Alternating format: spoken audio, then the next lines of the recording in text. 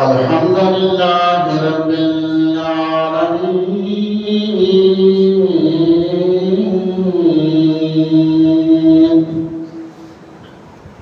والصلاة والسلام على رسوله الكريم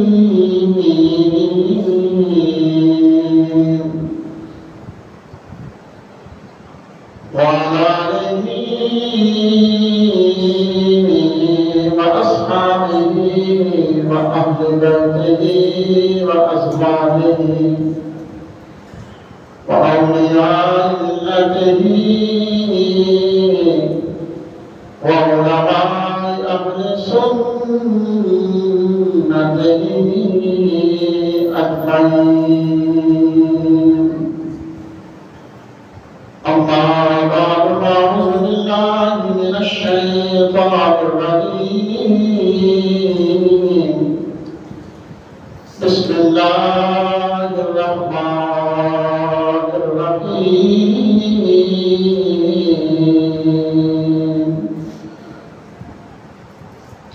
قل لا أسألكم عليه أجرا إلا المودة في القربى. صدق الله العظيم وصدق رسوله النبي الكريم الأمين. قال الله تبارك وتعالى في شان محبوبه مخبرا وآمرا: إن الله وملائكته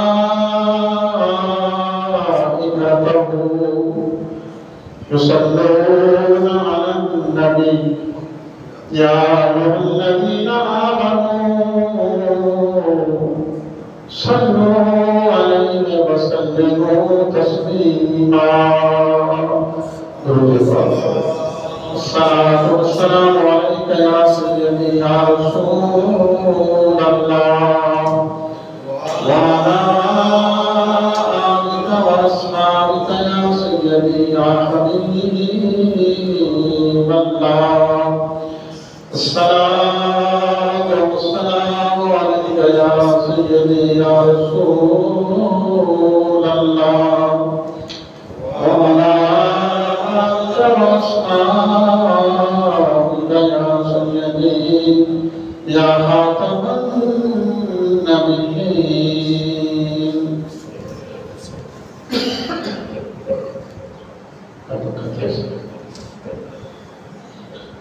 حمد و ثنا کی بات دعا ہے کہ اللہ تعالیٰ مجھے حق کہنے کی آپ کو سن کر ہم سب کو اس کے عمل کی توفیق عطا فرمائے. الحمدللہ اپنی کریم پروردگار عالم کے بے پناہ مہربانیوں سے لطف و احسان سے رسالت ماں صلی اللہ علیہ وسلم کے نصر کرم سے اللہ کے حضور مسجد میں نماز جمعۃ المبارک کی ادائیگی کی سعادت نصیب ہو رہی ہے. اللہ تعالیٰ جمعۃ المبارک کے فیوز و برکات نصیب فرمائیں اور اپنی شان نشان جمعۃ المبارک کی برکت میں عطا فرمائیں. زندگی کے تمام گناہوں کو لغزشوں کو غلطیوں کو معاف فرمائیں. الحمدللہ آج ماہ محرم الحرام کی 9 تاریخ ہے. کل 10 محرم الحرام کا بابرکت و عظیم الشان دن ہوگا. تمام کلموں کو مسلمان اپنے اپنے انداز میں نواسہ رسول دیگر روشن بطول امام عالی مقام سید الشہداء سیدنا امام حسین رضی اللہ تعالیٰ عنہ آپ کی عصمت و شان تو آج جمعۃ المبارک کے خطبات میں بیان کر رہی ہیں، اپنی عقیدتوں محبتوں کے خراج نواسہ رسول کی بارگاہ اقدس میں پیش کیا جا رہا ہے۔ ہم اس حوالے سے آج گفتگو کریں گے۔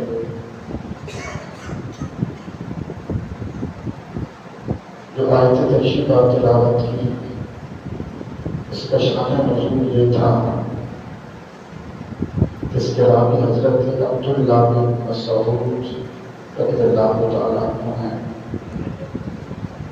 آپ فرماتے ہیں کہ چند صحابہ کرام رضوان اللہ تعالیٰ علیہ ایک مقام پہ جمع ہوئے، ایک مجلس مشاورت قائم ہوئی جس میں مشورہ کیا گیا اور پھر اس کو حتمی شکل دی گئی۔ صحابہ کرام علیہ رضوان کی جو مجلس مشاورت تھی وہ یہ تھی کہ حضور صلی اللہ تعالیٰ علیہ وسلم آپ کی ازواج مطہرات ہیں،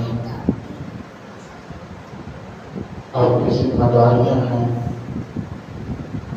ہر وقت لوگ کاشانہ اقدس کے کوئی مسئلہ پوچھنے آ رہا ہے، کوئی اسلام سیکھنے آ رہا ہے،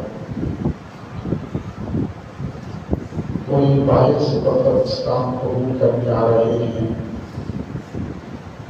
کسی کے ساتھ دوستانہ معاہدے ہو رہے ہیں، کوئی مہمان آ رہے ہیں اور بھوکے ہیں، وہ کھانا کھانے کے لیے بارگاہ اقدس پہ بیٹھے ہیں، تو ظاہری حضور کے جو ذریعہ معاش کے حالات ہیں وہ اتنے مستحکم نہیں ہیں، کیونکہ حضور تو ہر وقت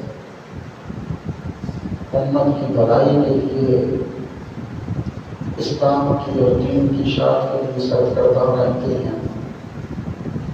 نبوت و رسالت کی ذمہ داریاں ہیں، تو ظاہراً حضور کا کوئی ذریعہ معاش ہے اور ذریعہ آمدن نہیں ہے، جبکہ ہر وقت حضور کی بارگاہ اقدس میں کھانا پک رہا ہے اور سارے لوگ وہاں پہ کھانا بھی کھاتے ہیں، مہمان نوازی بھی ہوتی ہے، تو ایسا کرتے ہیں کہ ہم سارے لوگ مل کر تھوڑے تھوڑے پیسے اکٹھے کرتے ہیں اور ہر مہینے کو یہ پیسے حضور کی بارگاہ میں پیش کر دیا کریں گے، تاکہ حضور کے گھر کا بھی نظام چلتا رہے، جو مہمان آتے ہیں وہ بھی کھانا کھاتے رہے، یہ سلسلہ چلتا رہے۔ یہ مجلس مشاورت مکمل ہوئی، پیسے اکٹھے ہوئے، اب جائے گا کون حضور کی بارگاہ میں پیش کرنے کے لیے، تو حضور کی چچا حضرت عباس رضی اللہ تعالیٰ عنہ کا انتخاب ہوا۔ آپ تشریف لے گئے حضور کے پاس، خدا کے رسول حضور چند صحابہ کرام اکٹھے ہوئی تھی، ان کا یہ خیال تھا، یہ گفتگو ہوئی کہ ہر وقت آپ کے پاس مہمان آتے ہیں، باہر سے مدینہ سے مسلمان ہیں، لوگ ہیں، گھر کے خیرات ہیں، آپ کا ظاہری طور پر یہ ایسا ذریعہ معاش نہیں ہے، تو یہ ہر مہینے صحابہ کرام نے یہ طے کیا ہے کہ پیسے اکٹھے کر کے آپ کو پیش کر دیا کرے گا۔ ابھی سیدنا عباس رضی اللہ تعالیٰ عنہ نے حضور کے سامنے نذرانہ رکھا، تو صحابہ کرام کی جو گفتگو تھی وہ حضور کے سامنے پیش کی، تو اس کے بعد جبریل امین کی آیت تشریفہ لے کر آ گئے قل لا اسألکم علیہ اجرا الا المودۃ فی القربى، کہ اے معبود کریم صلی اللہ علیہ وسلم ان صحابہ کرام سے فرما دیجیے جنہوں نے پیسے بھیجے ہیں نذرانہ بھیجا ہے، ان سے کہہ دیجیے کہ میں نے جتنا بھی دین کا کام کیا ہے یا کر رہا ہوں، تمہیں جہنم کے راستے سے ہٹا کر جنت کی راہ پہ چلا رہا ہوں، تمہیں راہ راست دکھا رہا ہوں، دین سکھا رہا ہوں، تمہاری خاطر طائف میں پتھر کھائے، بہت میں دندان شہید ہوئے، تو فرمایا لا اسألکم علیہ اجرا، اس پر میں تم سے کوئی اجر نہیں مانگتا، کوئی پیسے، کوئی معاوضہ، کوئی اجر نہیں مانگتا۔ ہاں اگر تم نے اپنی محبتوں کا اظہار کرنا ہے تو پھر کیا کرو، الا المودۃ فی القربى، میری اہل بیت سے محبت کرنا، مجھے اس کی ضرورت نہیں ہے جو تم نے نذرانہ پیش کیا، لیکن اگر تم پھر لا اسألکم علیہ اجرا، اس تبلیغ پر، تم اسلام سکھانے پر، مسلمان بنانے پر، جنت کا راستہ دکھانے پر میں تم سے کسی اجر کا سوال نہیں کرتا، کسی معاوضے کا، کسی پیسے کا۔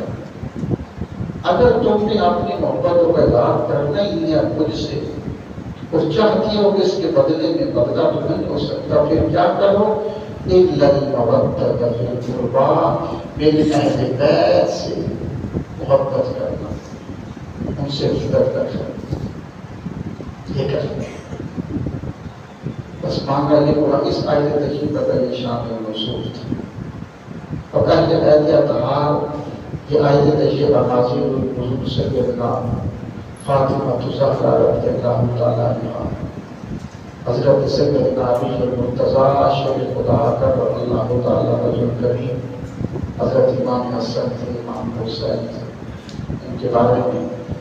لیکن اہل بیت میں داماد بھی آتے ہیں، اہل بیت میں سسر بھی آتے ہیں، اہل بیت میں ازواج بھی آتے ہیں۔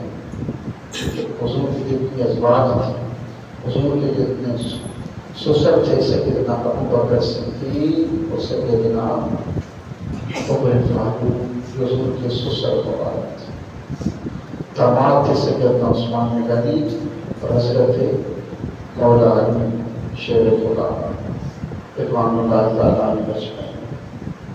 تو فرمایا ان سے کیا کرنا، محبت کرنا، عقیدت کرنا۔ ایک انسان دنیا میں ہے نا، وہ جتنی بھی نمازیں پڑھ لے، عبادت کر لے، تسبیحات کر لے، حج عمرہ کرے، زکوٰۃ ادا کرے، وقت پہ قربانیاں کرے، محفل سجائے، یعنی ہر عمل پہ، ہر قدم پہ وہ نیک عمل کرے، لیکن اس کے دل میں ذرا سا بھی اہل بیت اطہار کا بغض ہوا تو فرمایا کہ اس کی ساری عبادت پہ کسی کام کی نہیں ہے، وہ کامیاب نہیں، وہ ناکام انسان ہے۔ تو آگے پھر فرمایا کہ اگر ایک انسان ہے، مسلمان ہے، حضور کا سچا غلام ہے، حضور کی محبت اس کے دل میں ہے، اگر اس کی حقوق اللہ میں کوئی کمی ہے، نمازوں میں کمی ہے، عبادات میں کمی ہے، کچھ نمازیں رہ گئی، دیگر معاملات رہ گئے، لیکن اس کے دل میں فرمایا کیا تھی کہ حضور نے فرمایا کیا تھا، اس کے دل میں اہل بیت کی محبت تھی۔ حضور نے فرمایا من مات من حب آل محمد صلی اللہ علیہ وسلم، جو شخص اس حال میں فوت ہوا کہ مات حب آل محمد، حضور کی آل کی محبت اس کے دل میں تھی، اس حال میں فوت ہوا، لیکن اس کی نمازیں بھی کم تھی، حقوق اللہ نہیں تھی، عبادات کا سلسلہ کم تھا، لیکن ماں فوت اس حالت میں ہوا کہ حب آل محمد اس کے دل میں حضور کی آل کی محبت تھی۔ حضور نے فرمایا مات شہیداً وہ گویا کہ دنیا سے شہید فوت ہوا، اللہ اس کو درجہ شہادت پہ فائز کرے گا۔ عام سی موت دنیا سے گیا، لیکن دل میں اہل بیت اطہار کی محبت تھی۔ اور یاد رکھیں کہ یہ اہل بیت اطہار جو تھے یہ امت کے لیے بنارہ نور تھے، امت کے لیے۔ حضور نے فرمایا میں تمہیں دو چیزیں چھوڑ کے جا رہا ہوں، ان کو پکڑ لے، کامیاب ہو جاؤ گے۔ ایک کیا ہے کتاب اللہ قرآن، اور ایک فرمایا کیا ہے میری اہل بیت۔ یہ دو چیزیں ان کو مضبوطی سے پکڑ لینا، پھر یہ تمہارے قدم کسی جگہ پر بھی کسی موقع پر بھی ڈگمگانے نہیں دیں گے، نہ کتاب اللہ نہ اہل بیت اطہار۔ یہ دو چیزیں ہیں۔ اگر تم نے تھیوری دیکھنی ہے تو قرآن کو دیکھ لینا، اور اگر اس کا پریکٹیکل دیکھنا ہے تو پھر تم اہل بیت اطہار کو دیکھنا۔ حضرت علی کی زندگی کو، سیدہ فاطمہ کی زندگی کو، حضرت امام حسن کی، امام حسین کی زندگی کو دیکھ لینا۔ جب تمہیں سارا پریکٹیکل قرآن کی تھیوری کا سارا پریکٹیکل تمہیں ان کی صورت میں نظر آ جائے، پریشان ہونے کی ضرورت نہیں کہ یہ ہے تو ہم کیا کریں، کس طرح کریں، بس ان کی زندگی کو دیکھنے چلے، ان کی زندگی۔ اور یہ کوئی کربلا کا جو واقعہ تھا یہ کوئی حادثاتی واقعہ نہیں تھا کہ اچانک یزید آیا اور وہ تخت پہ بیٹھ گیا اور پھر اس نے اچانک بیعت کے لیے نعمان بن بشیر کو مدینے میں لکھ دیا کہ تم امام حسین سے بیعت کرو، پھر یہ حادثاتی نہیں، ایک حادثہ، اس کے پیچھے پوری لاجک ہے، ایک پورا فلسفہ ہے۔ بچپن سے حضور تیاری فرما رہے تھے امام حسین، بچپن سے تیاری ہو گئی تھی، بچپن سے حضور حضرت امام حسین کی گردن پہ بوسے دیا کرتے تھے اور فرماتے آنکھوں میں آنسو آتے، فرماتے یہ وہ گردن ہے جس پر خنجر کریں گے۔ حضور تو جانتے تھے، بچپن سے جانتے۔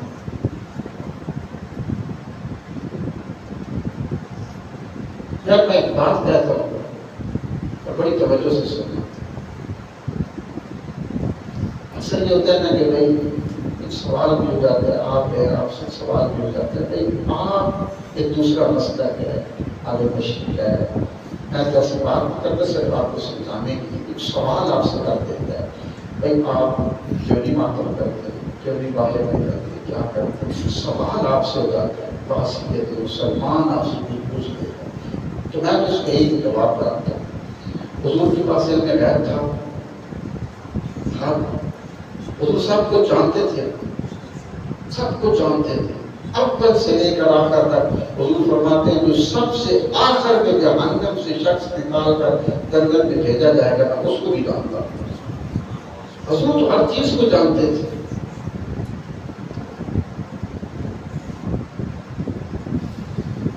حضرت مولا علی پاک بھی سب کو جانتے تھے، سب کو جانتے تھے۔ غیب کا سارا علم مولا علی کے پاس نہیں تھا۔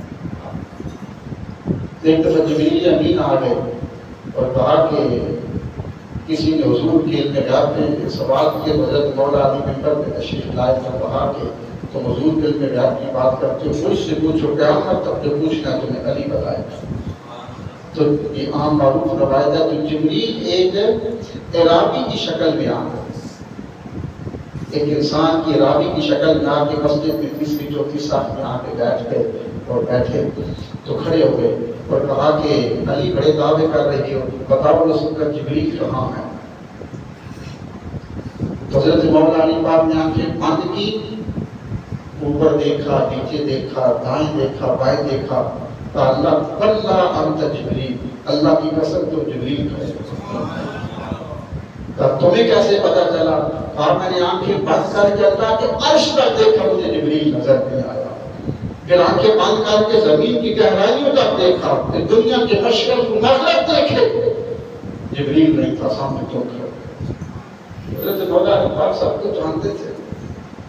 حضرت سیدہ فاطمہ زہرا شہزادی کونین سب کو جانتی تھی، جنت کی عورتوں کی سردار ہیں، جنت کی مالکہ ہیں، سب کو جانتی تھی، جن کے لیے جنت سے کھانے آتے تھے، حضرت امام حسن، حضرت امام حسین سب کو جانتے تھے. حضرت امام حسین کی بڑی شان ہے، شروع کیا اس پہ پڑھیں گے. اور میں تو کہتا ہوں کہ یہ صرف اہل بیت اطہار کے امتحان کا خاندان نبوت کا بس نچوڑ کیا ہے کربلا کا کہ طاقت ہونے زور نہ لایا بیٹھے مان کر جائیں. ورنہ ایک عرب کا دستور تھا نا کہ جب خیمے ہوتے تھے نا یا عرب والے جب اپنی حفاظت کی بات سے اہل عرب خندق ایک کھودا کرتے تھے. مدینے کی باہر میں ایک خندق کھودی گئی تھی جس کو جگہ خندق کے نام سے یاد کرتے ہیں. ایک گہرا گڑا ایک خندق نہر کھود کر اس میں پھر آگ جلائی جاتی تھی یا اس میں پانی چھوڑا جاتا تھا دشمن سے حفاظت کے لیے.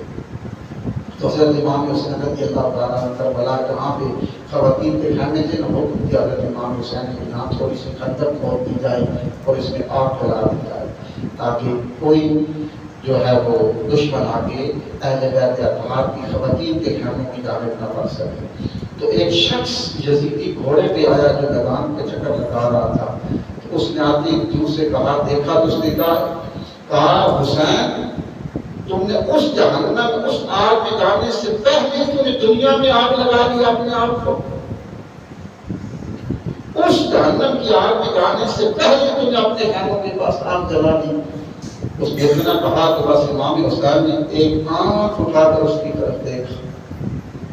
آنکھ اٹھا کر دیکھا نا تو اس کا گھوڑا بے درتا ہے.